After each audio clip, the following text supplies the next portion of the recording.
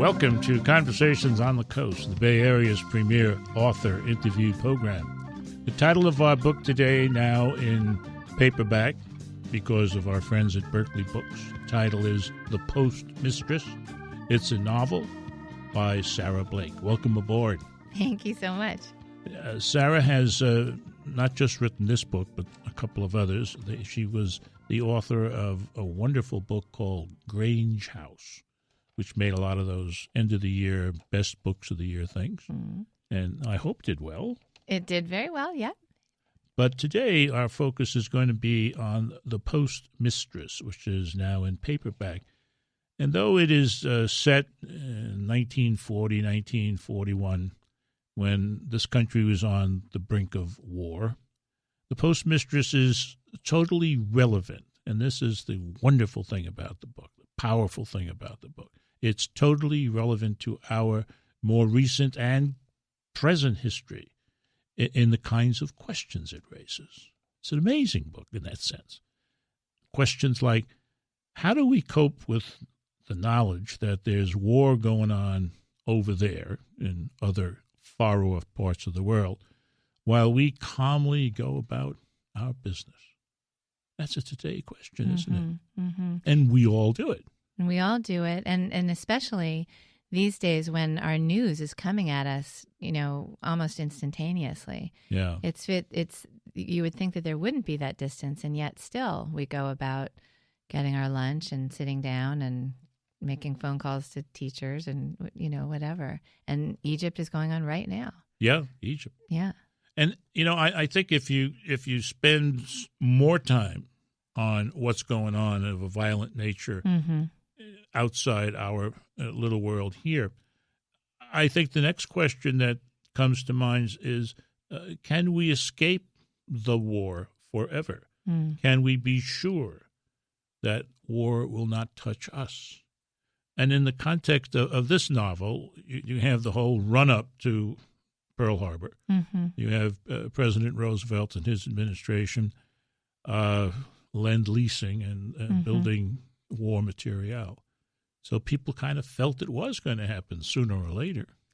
Sooner or later, although the thing that was very interesting to me about 1940, and which I didn't know, was just how actively, if you can be actively ambivalent, our country was. And I think especially the people, there were many, many people who were absolutely determined that we wouldn't join Europe's war, and that when Roosevelt said, we will not be sending our boys overseas, people wanted to hear that. None of our boys will die on foreign soil. Exactly. Or something like that. That's absolutely right.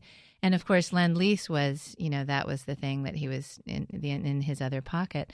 So I think one of the things, the sort of active part of the book, of the writing of the book, was taking place in 2001, 2002. I had just moved to D.C. And so the very gray area that we were in at that point in our country in terms of, were we at war? Were we going to war? We had suddenly found ourselves in the middle of a historic moment. And I had started to do research into World War II for this book, but I wasn't sure where I was going to place it in World War II. And the more my own times caught up with me, these questions of, how do we think of ourselves at war? Is our country going to face where we are or not? And it seemed that the overlap between 1940, the period before we actually entered, and my own time of 2001, 2002 were really synchronous in a way that I wanted to explore. Unfortunately synchronous. It's an unfortunate situation. It's as though we're always going to be at war, mm-hmm. and that tends to shape policy so mm-hmm. much and so on. Mm-hmm. But, the wonder of the book is that it just doesn't discuss things in a, if you will, a philosophical way. These issues are lived by very well-drawn characters and very interesting people, like Iris James, the postmistress of the title. Mm-hmm. Talk about Iris. Well, Iris James, the one of the things I really wanted to do was to write a war novel that took place off the battlefield. And as much as possible, I wanted to ask the question about the effects of war on people who were not fighting it. Mm-hmm. But of course, the ways in which war are going to, make an impact anyway. So Iris James, there are three women that are the sort of center of the novel. Iris James, who is the postmistress of a small town in Cape Cod. 50-ish, I think. She's 40. She's exactly as old as the century, she says. And she is a spinster, and she has been running. She stands at the middle of this very small Cape Cod town as sort of a beneficent spider. She is the overseer of everybody's secrets, and she firmly and squarely believes in the sanctity of the United States Postal Service. Every letter sent out needs to be delivered. And that, in some ways, that is her way of carrying on a sense of order and of duty. I mean, if she does not want chaos, she does not want accident, she's going to stand against that at all times. So she's one of the characters. Well, there are two other women, Frankie and Emma. And when we come back, we are going to look at those two characters. And we're also going to learn how powerfully written the Postmistress is. Stay tuned. You're listening to Conversations on the Coast with Jim Foster. Now you can find this program on iTunes, SoundCloud, and all your favorite digital outlets. Follow the show on Twitter at Jim Foster COC and email jimfostercoc@gmail.com. Sarah Blake has joined us today on Conversations on the Coast to talk about her latest novel, The Postmistress, published now in paperback by Berkeley Books, which I always think should be in Berkeley, but it's not. That's right. Look, it's local. No, it's not local. But they're good folks. Very good folks. They are. Catherine Stockett, the author of a book called The Help, writes in part about your book. Great books give you a feeling that you miss all day until you finally get to crawl back inside those pages again. The Postmistress is one of those rare books. When I wasn't reading it, I was thinking about it. It made me homesick for a time before I was even born. What's remarkable, however, is how relevant the story is to our present-day times. And I was homesick because I was born, and remember all kinds of things about that period, and uncles, so-called uncles, going away to the armed forces, etc. But I want to have our listeners meet the two other important women in this story. One is Frankie Bard, a woman CBS radio correspondent based in London and working with a well-known radio broadcaster. What was his name? Edward R. Murrow. How about that? The immortal. Yeah. Yes. And Frankie's great. I mean, she's just so full of energy and likes her job, but the war hits her. Yeah. The war gets to her, doesn't it? Yeah. Frankie is, and I should say that Frankie Bard is, she's this young, intrepid woman of whom there sort of began to be more and more in World War II, women who talked their way onto the news desks and went to Europe just to be where the action was. Uh-huh. And Frankie, in some ways, is inspired by Martha Gellhorn, the great war correspondent of the 20th century.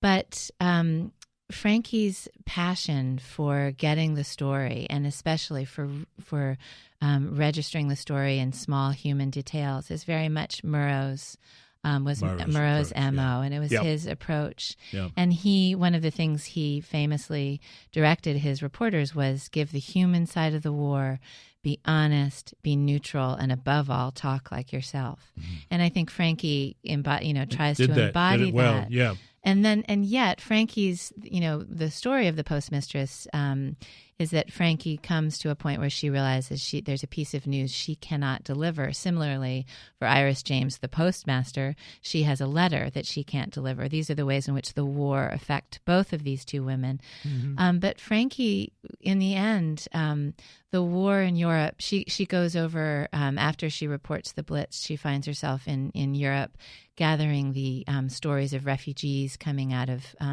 Germany on trains that are being pushed out of the country. And in some senses, one of her tragedies is that the war is more than a story.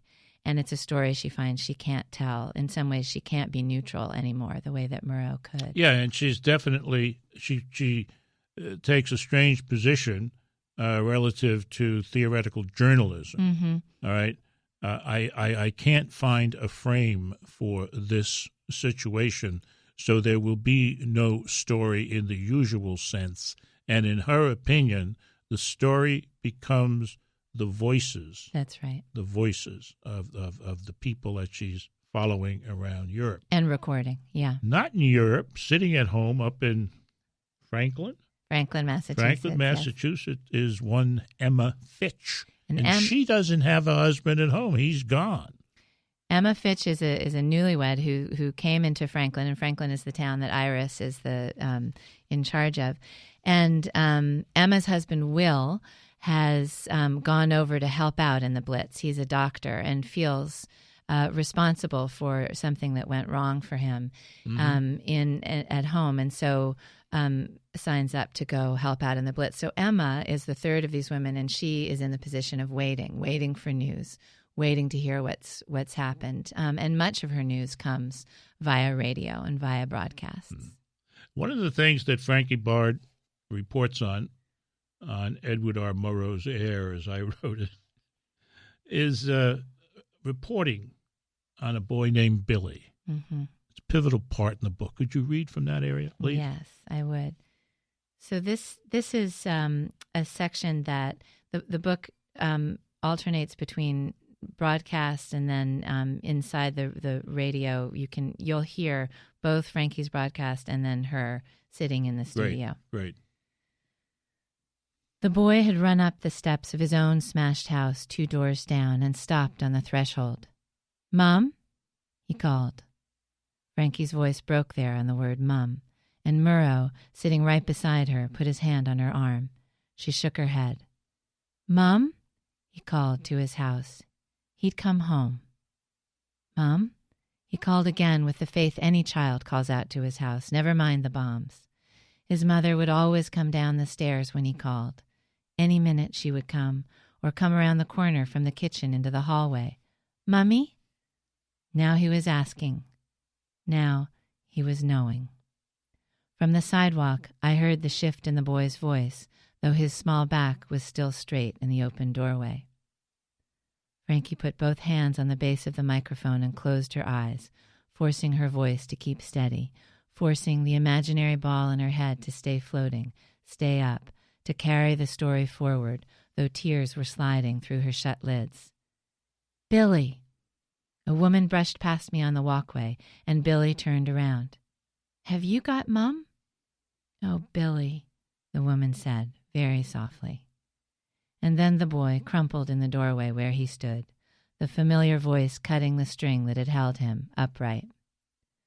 Frankie's hands were holding so tight to the microphone that it had gone hot against her palms. She took a breath and went in for the end. This is how a war knocks down the regular, steady life we set up against the wolf at the door. Because the wolf is not hunger. It is accident, the horrid, fatal mistake of turning left to go to the nearer tube station rather than right to take the long way round. We'll have to stop there because we need to take a break. We are talking about The Postmistress, and we're going to pick up on that reading when we return, so don't go away. You're listening to Conversations on the Coast with Jim Foster. Now you can find this program on iTunes, SoundCloud, and all your favorite digital outlets. Follow the show on Twitter at JimFosterCoc and email JimFosterCoc@gmail.com. Sarah Blake is our guest today. doing a very fine job talking about her new novel, novel Postmistress, newly in trade paperback, because of the work of our friends at Berkeley Books. Now, I had to interrupt your reading, and I want to make that whole. So if you can remember where you were. There is the sense one gets walking around London at night of a god grown sleepy, tired of holding the whole vast world in his gaze, tired of making sense, so that shards of glass dagger babies in their beds, boys come home to empty houses, and the woman and the man who had just lain down to sleep are crushed. Harriet Mendelsohn of the Associated Press died last night in the bombs. She had been covering the war in Europe for 2 years. If a journalist goes down, tradition has it that others of us in the press corps step in to file their story. And the story of the boy coming home is a story she would have written, only better, far better than I. I tell it to you tonight because Harriet can't. This is Frankie Bard in London. Good night. Great stuff. Great stuff. And a lot of the rest of the story arc of the book is Frankie's taking over for Harriet, trying to tell the world what's happening to Jews across Europe because of the Nazi pogrom. Mm-hmm. And that's an incredible busy part of the book, it seems to me, mm-hmm. where she's constantly on the move, constantly, one step ahead of fatality. Mm-hmm.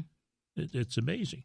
But at the same time that's going on, something's happening back in Massachusetts with a woman called Emma. And the way in which the novel moves is on broadcasts. And so Frankie will give these broadcasts, and then the book the next paragraph will be the listeners at home.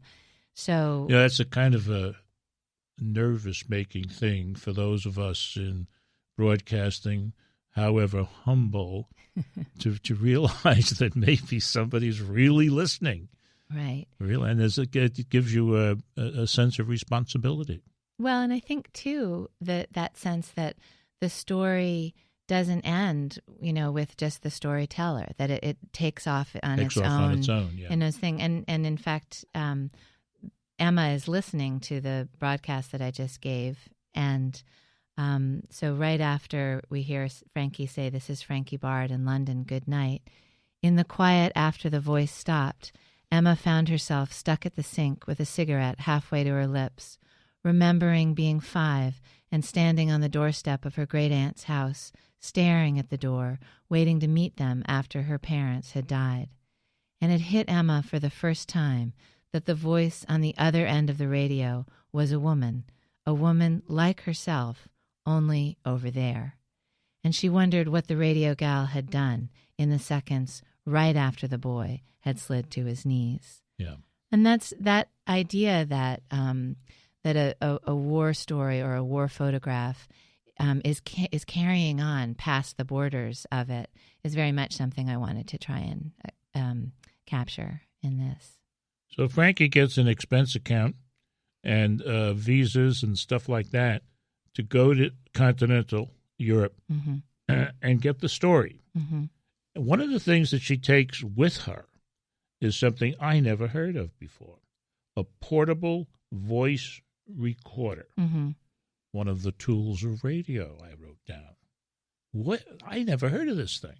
Well, this is it was a machine that by the end of the war, it was in common usage in 1944. But at the time of this, I did play with truth a little bit, so it's an anachronism. But it was in development, and it looked very much like a wooden gramophone, and it was a way for people to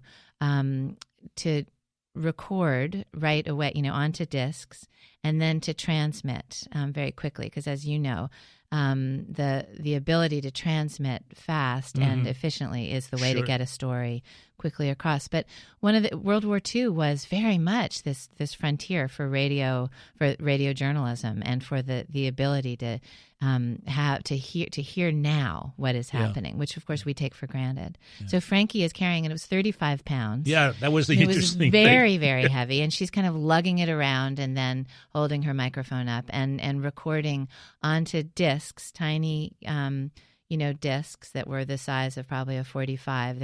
Each of the recorders had, I think, 35 of them. So she had only that much disc space, and she was getting people's voices on them.